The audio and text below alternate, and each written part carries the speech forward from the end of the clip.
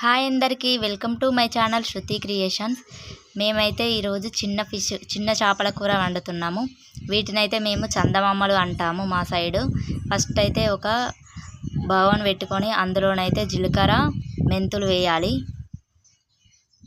వీటినైతే మంచిగా ఫ్రై చేయాలి లో ఫ్లేమ్లో.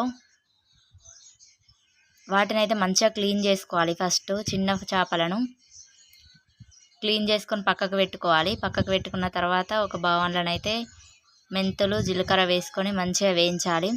మెంతులు అయితే కొన్నే తీసుకోవాలి, బాగా కనుక వేసామంటే చేదవుతుంది.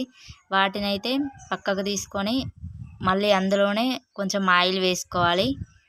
అందులోనైతే కొంచెం మీడియం కట్ చేసిన రెండు ఆనియన్స్ తీసుకున్నాను నేనైతే.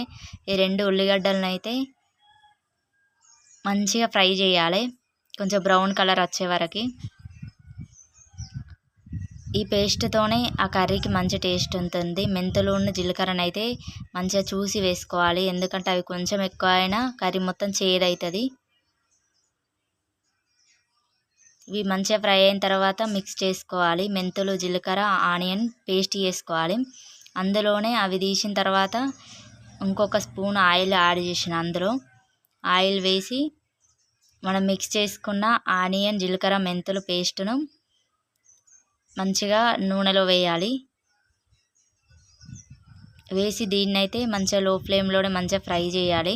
హై ఫ్లేమ్లోనైతే వేయద్దు, ఎందుకంటే ఇందులో వాటర్ ఉంటుంది కాబట్టి ఆయిల్ అయితే మన పైన చిల్లుతుంది. అందుకే లో ఫ్లేమ్లోనే మంచిగా ఫ్రై చేయాలి. ఇందులోనే ఒక స్పూను అల్లం పేస్ట్ వేసాను. ఈ అల్లం పేస్ట్ను ఈ ఆనియన్ పేస్ట్ మంచిగా 2 ఫ్రై కానివ్వాలి.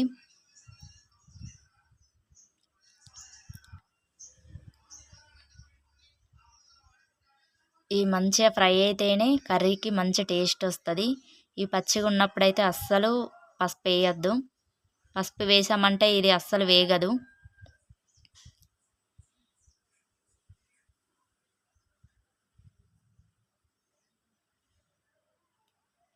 ఇవైతే హెల్త్కి చాలా మంచిది చిన్న చేపలు.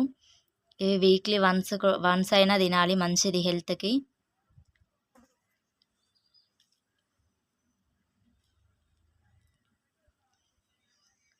ఇవి ఫ్రై అయిన తర్వాతనైతే ఇందులోనైతే నేనైతే ఒక 1 స్పూన్ పసుపు వేసాను.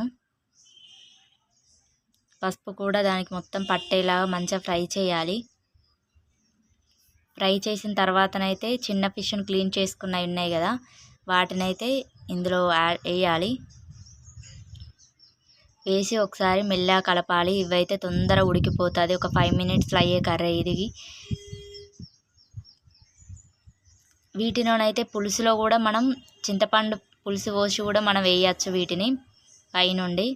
తర్వాతనైతే నేను 2 స్పూన్ల కారం వేసాను. కారం అయితే టేస్ట్కు తగినంత చూసి వేసుకోవాలి.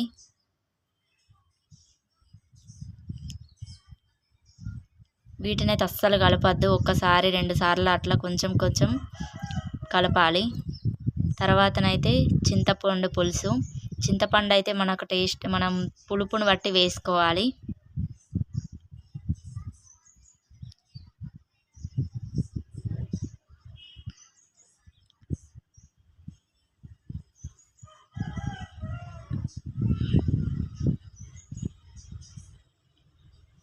దీన్నైతే మెల్లగా ఒకసారి కలిపి పెట్టేసేయాలి. నేను ఇప్పుడే సాల్ట్ కూడా వేసాను, సాల్ట్ వేయడం తీయడం మర్చిపోయాను క్లిప్.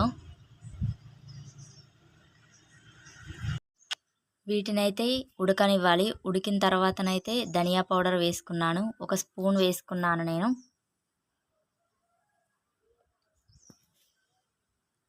ఒక స్పూన్ వేసి వీటినైతే మెల్లగా కలపాలి. అస్సలు బాసేపు అయితే కలపద్దు, మొత్తం ఇచ్చిపోతాయి. ఇది 2 మినిట్స్ 5 మినిట్స్లో కుక్ అవుతుంది. ఇవి ఫిష్ అనేటివి చిన్నవి కదా, అందుకే చూసి కలుపుకోవాలి.